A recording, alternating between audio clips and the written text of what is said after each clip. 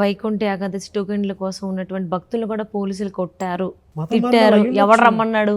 ఇవి చెప్పారు అక్కడ వాళ్ళతో మాట్లాడినప్పుడు. అవునవును, ఎవరు ఎవరైతే రమ్మన్నారు మిమ్మల్ని క్షద్రాత్రులు ఎక్కడికి? ఉన్నారో వాళ్ళు చెప్పడం జరిగింది. ఆడు మతం మారుడు అయి ఉంటాడు వాడు. ఉమ్, అదే కదా సమస్య.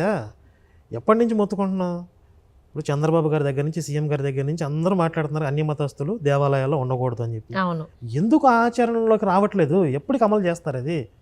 అంటే ఎవరి ఫాల్ట్ అంటారు? ఎక్కడ జరుగుతుంది లోపం, ఎక్కడుంది? చాలా కారణాలు ఉంటాయండి. ఇప్పుడు ఓటు బ్యాంక్ రాజకీయాలు అంటే తెగించి నిర్ణయాలు తీసుకోవాలంటే కొంతమంది నొచ్చుకుంటారు. మనం అందరినీ సంతృప్తి పరచాలి. అందరినీ సంతృప్తి పరచడం ఏంటంటే ఇప్పుడు హిందువుల వ్యవస్థ ఇది. హిందువులు వాళ్ళ యొక్క ప్రయోజనాలే ముఖ్యం, హిందువుల యొక్క మనోభావాలే ముఖ్యం. హిందూ శాస్త్రీయ ఆచారాలు ఆగమ శాస్త్రాల ప్రకారం జరగాలి, అది ముఖ్యం తప్ప వాళ్ళు ఎవరినో క్రిస్టియన్స్ని ముస్లిమ్స్ని లేకపోతే వేరే మతస్థుల్ని ప్రపంచంలో ప్రజలందరినీ ఈ దేవాలయ వ్యవస్థలో సంతృప్తి పరచడం ఏంటి నాకు అర్థం కాదు. అంతేకాకుండా తిరుపతిలో జరిగిన రీసెంట్ సంఘటన కూడా, సో ఎందుకంటే జేఈఓని ఈఓని అండ్ ఈవెన్ చైర్మన్ని కూడా ఎందుకు ఏమీ యాక్షన్ తీసుకోవట్లేదు అని అంటే because they belongs to some community, వాళ్ళ ఒక వర్గానికి చెందిన వాళ్ళు కాబట్టి తీసుకుంటే ఆ వర్గానికి సంబంధించినటువంటి అభిమానులు కావచ్చు, నాయకులు కావచ్చు ఇబ్బంది పడతారు, ఏమన్నా అంటారేమో అనేటువంటి ఉద్దేశంతో గవర్నమెంట్ ఎటువంటి యాక్షన్ తీసుకోవట్లేదు అనేటువంటి మాటలు కూడా వినిపిస్తున్నాయి. ఇప్పుడు అంతర్గతంగా ఎలాంటి కారణాలు ఉన్నవి అనేవి మనం పూర్తిగా ఇదే నిర్ధారణ చేయలేం. ఏ కారణాలతో వాళ్ళు యాక్షన్ తీసుకోవట్లేదని మనకు తెలియదు, కానీ మనం డిమాండ్ చేస్తున్నాం వాళ్ళ మీద చర్యలు తీసుకోవాలి అనేది. అంటే ఆ వర్గానికి సంబంధించిన వాళ్ళు కాబట్టి గవర్నమెంట్ కావాలంటే తీసుకోవట్లేదని అంటున్నారు. ఇప్పుడు వాళ్ళని రీప్లేస్ చేసుకోండి, ఆ వర్గం వాళ్ళతో రీప్లేస్ చేసుకోండి, మాకేం అభ్యంతరం లేదు, కానీ భక్తి పరులను కూర్చోబెట్టండి అక్కడ. ఇది మనం చెప్పేది. సమస్యని సాల్వ్ చేయండి అనే మనం అడుగుతున్నాం. సమస్య ఎందుకు సాల్వ్ కావట్లేదు అనేది మరి వాళ్ళే చెప్పాలి.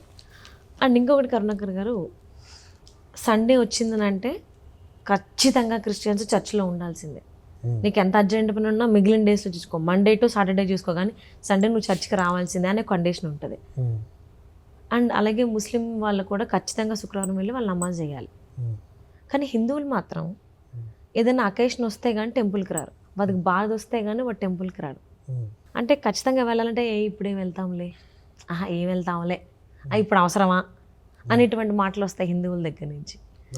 అలా మాట్లాడేటువంటి హిందువుల గురించి మీరేమంటారు? అంటే హిందుత్వంలో ఆ వ్యవస్థ లేదు. అంటే బలవంతంగా తీసుకొచ్చి కూర్చోబెట్టి ఒక కంపెనీని నడపట్లేదు హిందుత్వం. భక్తి అనేది మనకి భగవంతుడికి సంబంధించింది. ఆ భక్తి భావన మనం కూర్చున్న చోటే పరమాత్మని మనం ధ్యానించవచ్చు, ఇంట్లో కూడా భగవద్ ఆరాధన చేసుకోవచ్చు. సరే, దేవాలయానికి వెళ్తే మనసు ప్రశాంతంగా ఉంటుంది, ఇంకొంచెం ఎనర్జీ వస్తుంది కాబట్టి దేవాలయానికి వెళ్ళొచ్చు. కానీ ఖచ్చితంగా నువ్వు రావాలి, రాకపోతే నీ తాట తీస్తా అనేవాళ్ళు హిందుత్వంలో ఉండరు. అవును, అక్కడ అంటారు నీకు పాపం తగిలిది రాకపోతే. ఎందుకు అని అంటే మా ఫ్రెండ్ ఒక అమ్మాయి ఉంది, షీ కన్వర్టెడ్ అనమాట యాక్చువల్లీ అందులోకి. సో సండే కలుద్దామంటే లేదు నేను చర్చికి వెళ్ళాలి, ఆఫీస్లో షూట్ ఉందా కానీ తను వచ్చేది కాదనమాట, ఎందుకంటే చర్చికి వెళ్ళాలి. So felt so bad.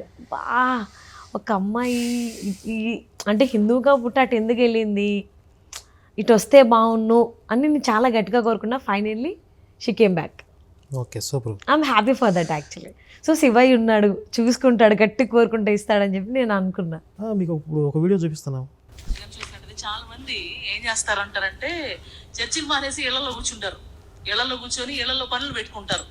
ఏం చేస్తారంటే ఈ ఫంక్షన్ ఉంది, ఆ పని ఉంది, ఈ పని ఉంది. లేడీస్కి ఏమో వంటల పనులు ఉంటాయి, వాళ్ళ చుట్టాలు వచ్చారండి వండాలండి పెట్టాలండి. మనం చేయాల్సింది ఏంటి, చర్చికి వాళ్ళని కూడా తీసుకురావాలి. కావాలంటే స్విగ్గీలు జొమాటోలు ఉన్నాయి, లేకపోతే హోటల్ ఉన్నాయి, లేకపోతే కొంతమంది దశమాకాలు తీరు అప్పులు ఉన్నాయి, మాకు బాధలు ఉన్నాయి, గడిది గుడ్డు ఉంది అని చెబుతా ఉంటారు. నేను నోరు వచ్చి దశమాకాలు తీస్తామండి, తీయకుండాంటే పావు అప్పులు ఉన్న దేవా ఏడ్చుకో, బాత్రూంలోకి వెళ్ళిపో ముసుగేసుకుని ఏడ్చుకో, ఎప్పటికీ బావు. దశమాంగం దీనోడికి అప్పులు బావు, కూర్చుని ఏడ్చుకోమని. ఈరోజు మనం కానీ చూసినట్టయితే చాలా అంటే వాళ్ళ ఫస్ట్ టార్గెట్ ఏంటి, నువ్వు కంపల్సరీగా చర్చికి రావాలి, ఆదివారం నీకు పనులు ఉన్నా కుదరదు, మీ ఇంటికి చుట్టాలు వచ్చినా బంధువులు వచ్చినా ఏంటి ఖచ్చితంగా రావాల్సిన అవసరం వాళ్ళని కూడా తీసుకురా. స్విగ్గీ జొమాటోలో ఆర్డర్ పెట్టుకోవాలంట. అంటే ఆడవాళ్ళకి పనులు మానేసి ఇంటికి వచ్చిన బంధువులు బాధ్యతలు చూసుకోకుండా ఇక్కడికి వచ్చి ఏడుపుడు ప్రార్థనలు చేయండి, లేకపోతే వాళ్ళ దేవుడికి కోపం వచ్చింది, సైకో దేవుడు కదా, శపిస్తాడు వీళ్ళని.